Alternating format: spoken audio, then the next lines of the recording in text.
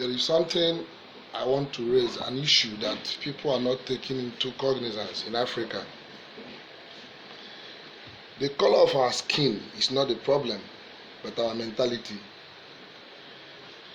When you talk of slavery, if you notice, the British do not have any independence because nobody colonized them. I can give it to them. They are very, very smart people. The British are smart. They are very smart. When every part of the world were complaining about slavery this, slavery that, slavery is bad, they were quick to realize that they need to change the modus operandi. They need to change the type of slavery they were giving out. They never gave up. The British never gave Nigeria any independence, never stopped any slavery. They only changed the modus of operandi. They removed the chains from our father's hands and put it in our brain. The chain is inside our brain, making it more dangerous. An African in Nigeria, we find it difficult to invent anything with our system of education they bequeathed to us. But if you take the same African to United States, to the same Britain, you see them producing a lot of things. That means we are not less intelligent than them. But the issue is this. If you want to really perpetuate the imprisonment of a man, you don't do it with chains in this modern era. You lock his brain, take his brain, lock it, and you will find out that the man remains a perpetual idiot for generations to come. Our fathers were in chains, but their minds were free. They were singing songs of freedom. If you watch all these movies or read histories, our fathers that were captured and enslaved were free in their brain, but not free with their hand. Even in chains, they were always singing songs of freedom, freedom, freedom. Today, the chains are no longer on our hands, it's inside our brain. The British knew that they cannot continue to put chains on our hand, but they never have any intention of setting us free. They did the greatest harm they can do to us, remove the chains from our hand, put it in our head. Every single system they bequeathed to us is designed for perpetuation. Imagine a man, you are a mechanical engineer, electrical engineer, you will be busy acquiring most piece of paper, adding to the one you have. You can't produce anything that will help your community. You don't care. You have 300 theses, 500 books, 700, so many things, answer big names. They made us realize that we are proud people that like big names, praises. You know, Kitababulu Pusi one, professor, doctor, engineer, agricultural. You know, these things are our problem. We are not productive. We are just consumers. We are designed to consume, and that is where the slavery comes from. They made us realize, since they know what is important to us. You know, let me tell you people something.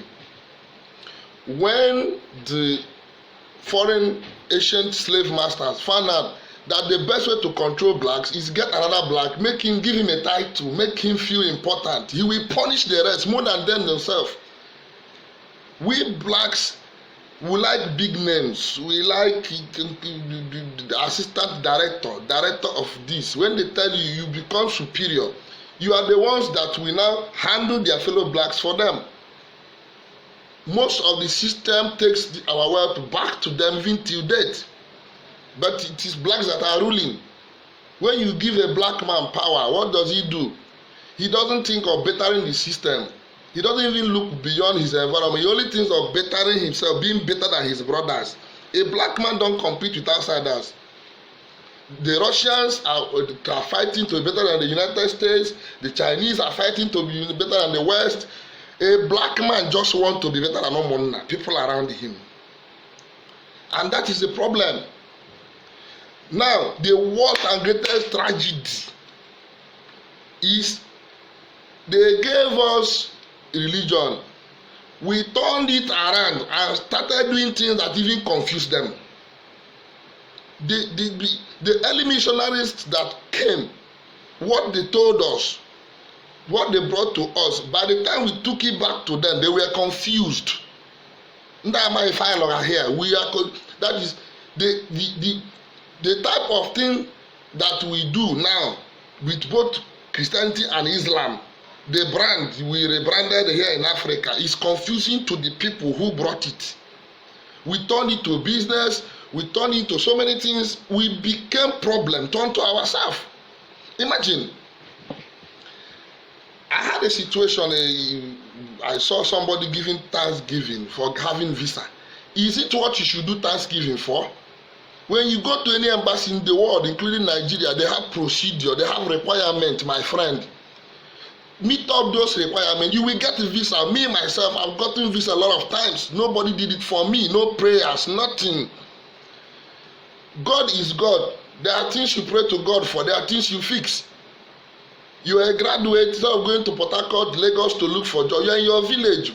You go to labor, you get to work, you give to your local pastor in his village to eat, and he will tell you that your miracle is on the way. God punish you, punish the miracle. Miracle kill you there. You cannot replace hard work with prayer. Neither will you replace prayer with hard work. Everything has its time. The moment we remove those chain in our brain, we will go far because we are very intelligent. They know, but we are not wise. I am the wise. We need wisdom. Our IQ is not low. We are not animals. We are not. And they know. The color of our skin is not the problem. The problem is we are not proud of who we are. I was in Philippines one time when they were doing Halloween, and I saw Catholic priests sharing masks, sharing things to people to celebrate Halloween. Halloween is celebration of the Day of the Dead, though. I don't know. In Africa, I am from Ebonyi State, a place called Africa. We have our cultures where we have masquerades, but we were told it's evil, it is devil. How can you know where you're going when you don't know where you're coming from? Who told you it's devil? If this our culture that I call devil is their own, it wouldn't be devil. They will celebrate, they will build a museum, put it.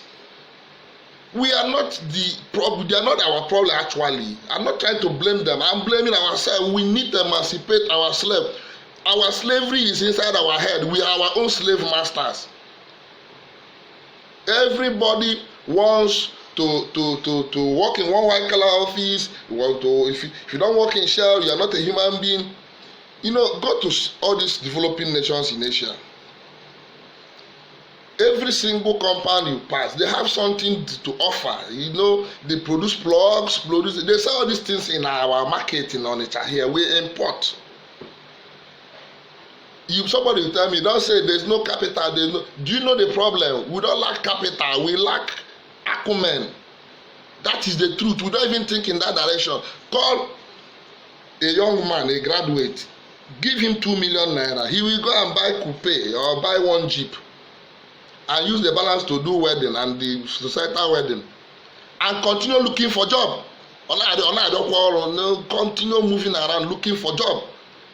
The problem, it is not lack of capital. It is lack of motivation, lack of ideology, lack of acumen. A nation that is full of white-collar job seekers is a slave nation. That is the truth. This country cannot move forward without entrepreneurs. We need to have more CEOs than people carrying brown envelope. That is the only way we can move forward, whether we like it or not. The GDP of this country is the collective GDP of all of us, one by one. We are individual countries that form one nation. If your GDP is negative, your brother's own is negative, your family GDP is negative, and at long run it will make Nigerian GDP to be negative. Ask yourself a question. Forget your religion or anything. Ask yourself, what am I contributing personally, not to Nigeria, to your neighbor? Does your neighbor buy anything from you? Your neighbor, does he buy anything? Do you produce anything? You think you wake up, you work out, you go carry file up and down. You think he's making Nigeria move? That man planting cassava is adding value to this country more than a bank manager that is looking for COT to cut. So our ideology is slave oriented, and Everybody is clamoring for change. There is no leader that will come to this country and make any change. Nothing like the way by Jesus. We are not changing anything. The change starts with me, you, and every other person. Until we realize that we must, as individuals, contribute to the economy of the country in our individual ways. Commerce, do business, especially food. Imagine a nation with almost 200 million people is still importing food. I wonder, and here people are complaining everywhere, no job. And you see land, there are some places you see very, very large expanse of land lying idle. I told one of my friends, they are giving agric loan. Come and get loan. I say, how can me, a graduate, go and farm? Go to United States, a country some of us want to go. For people who like traveling abroad, to go because you think that's where you will go, magic will happen. Farmers are very rich, very, very rich. Why? They took pride in it, brought in their knowledge, their everything into it, developed it, and it became something wonderful. We are online every day chatting, looking for BB Nigeria, BB whatever. Go and raise a pond. Put 10,000 fish inside. Come online and use the same time to market your fish. You will become rich. One fish like this is 1,000 naira a kg. 1 kg of fish is 1,000. If you have 10,000, it's 10 million.